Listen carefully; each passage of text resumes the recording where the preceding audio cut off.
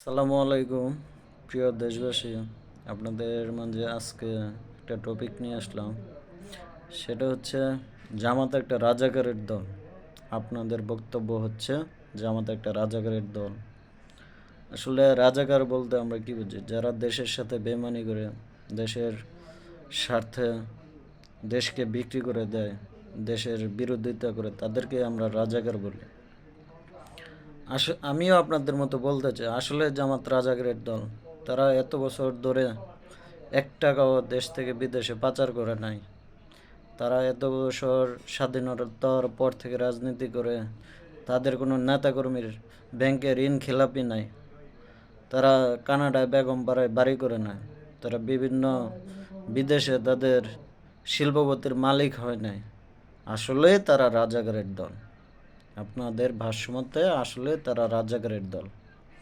আরে ভাই, তারা যদি রাজাকারের দলই হয়ে থাকে, তাহলে যারা দেশের আপনার আমার পকেটের টাকা, ট্যাক্সের টাকা, হ্যাঁ, দেশের টাকা লুট করে নিয়ে কানাডায় বেগমপাড়ায় বাড়ি করে, বিভিন্ন ইউরোপ কান্ট্রিতে তাদের শিল্পপতি হিসেবে বিভিন্ন ব্যবসায় তারা নিয়োজিত টাকা খাটায়, আপনার আমার টাকা নিয়ে অর্থ পাচার করে, তো তাদেরকে আপনার রাজাকার বলতে সমস্যা হয় না? না, তারা দেশের টাকা নিতে নিতে আপনার আমার পকেট ফাঁকা করে দেশকে পথের ভিখারি বানিয়ে ফেলছে। আজকে গ্যাসের দাম কত, আজকে চাউলের দাম কত, আজকে গরুর গোশতের দাম কত। কোনো একটা ছোট ফ্যামিলির লোক বছরে একবারও গরু গোশত কিনে খেতে পারে না। কেন পারে না?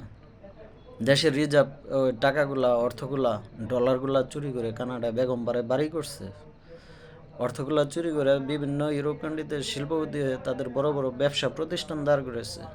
এজন্য সাধারণ পাবলিক খেতে পারে না, আজকে গরু মাংস খেতে পারে না, ভালো মন্দ খেতে পারে না। তরকারির দাম সব কিছুই হাই। পেঁয়াজের রেকর্ডের কথা কি বলবো, কাঁচামরিচের রেকর্ডের কথা কি বলবো, বলার কোনো ভাষা নেই।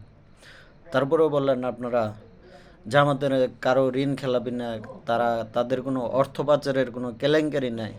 তারপরেও তাদের একটা রাজাকারের দল ট্যাগ লাগিয়ে আপনারা তাদেরকে দামিয়ে রাখেন, বাংলার মানুষকে ভুল বোঝান।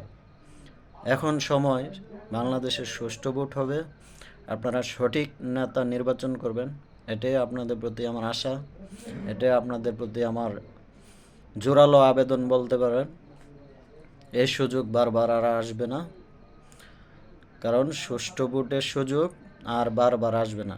এই মুহূর্তে আপনারা যদি ভুল কোনো সিদ্ধান্তে ভুল কোনো নেতাকে নির্বাচন করেন, যত জীবন বাঁচবেন আজীবন পস্তাতে হবে। আপনার ছেলে মেয়ের কয়েক টাকা পয়সার লোভে নিজেকে বিক্রি করে দিবেন না। সুষ্ঠু ভোট হবে এবং যোগ্য নেতা নির্বাচন করবেন, এটাই আপনাদের প্রতি আমার চাওয়া এবং পাওয়া। ভালোবাসা রইল আপনাদের প্রতি। আল্লাহ হাফেজ, ভালো থাকবেন।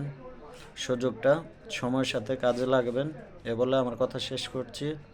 আসসালামু আলাইকুম, ভালো থাকবেন সবাই। বাংলাদেশ জিন্দাবাদ।